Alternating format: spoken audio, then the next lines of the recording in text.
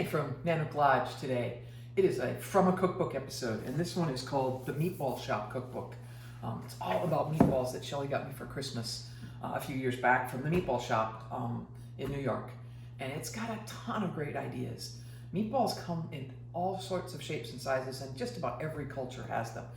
From, what we think of as the traditional Italian meatball to an Asian meatball or an Eastern European meatball or an African meatball, some sort of ground meat, seasoned, rolled into a ball and cooked.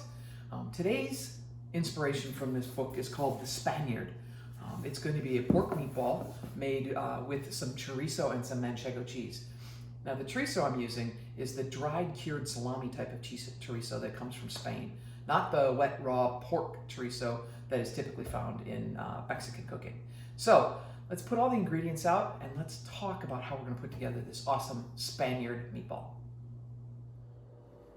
Everything before us is what we're going to use to create the meatballs and make a wonderful sauce for them. The base of the meatballs is really three protein components. We've got ground pork. Okay. We've got the chorizo, which is again a dried cured salami from Spain. I bought this from the local deli. And the other protein is some cheese. We're going to use Manchego cheese. Manchego is a Spanish cheese made from sheep's milk, but it's not super tangy or gamey, a little bit like goat milk can be. It's really rich and luscious, and it's harder cheese that even can be grated. We're going to put some white rice in there. This is cooked white rice. Great way to use some leftovers, as well as a little bit of breadcrumb to help bind that meatball all together. It's going to get seasoned with some garlic, some crushed red pepper, a little bit of tomato paste, and some salt. And then we'll also have some eggs in there for holding it all together. And then the sauce, we're going to use some crushed red tomatoes. We're going to use some more chorizo, a little bit of salt and pepper. We're going to use the rest of the can of the tomato paste and a little bit of garlic and olive oil.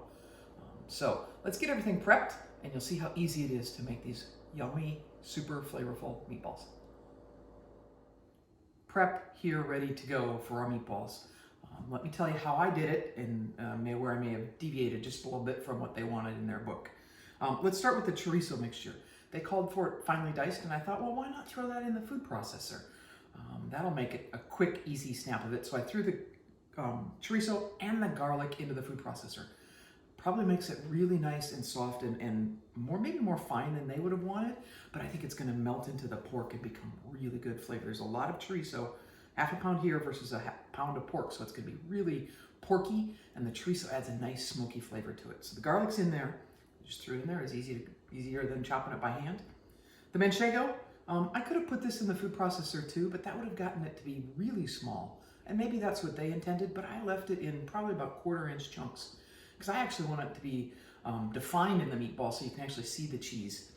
I also saved a little bit of the cheese. This is the half pound that goes in the recipe, and this is just an extra chunk of it because I'm going to grate some over the top once it comes out with all the sauce. Make it really nice and pretty.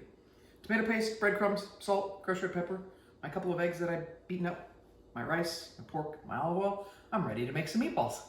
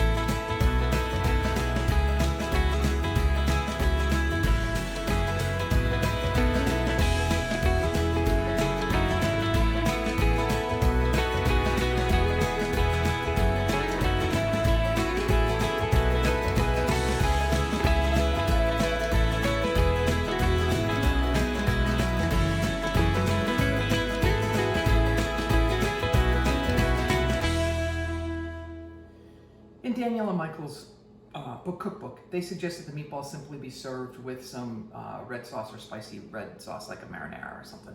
I'm not going to do that. I'm going to show you a different approach to this that'll really amp up the flavor of the meatballs. We're still going to start with some tomatoes, but I've got some more chorizo, and I actually decided to dice this so that you get a little bit of a bite when you have the sauce with the meatballs.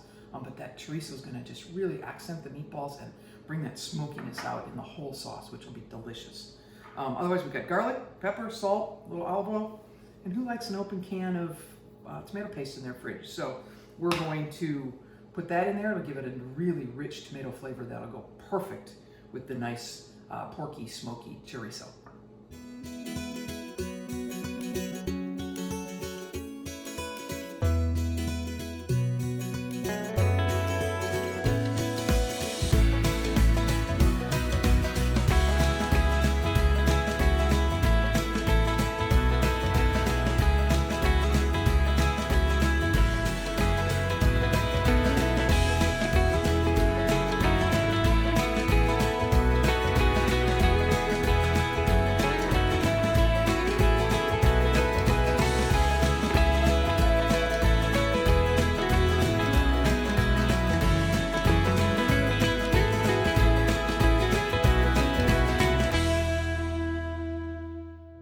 Meatballs are done resting in the sauce, and I do that because I want them to just firm up really nicely.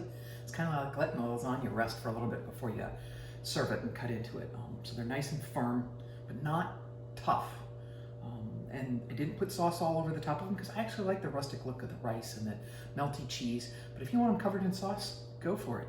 I chose to take my microplane and just shave a little bit extra Manchego cheese over the top as a nice garnish with that block that I had saved. If you feel like you need some green, throw some chopped parsley over the top. But I think these are beautiful and rustic just the way they are. And the smoky flavor that comes out of both the chorizo and the sauce and the meatballs. Oh man, it smells so good. So thanks to the Meatball Shop cookbook for the inspiration for the Spaniard meatball. Here's my version. Enjoy.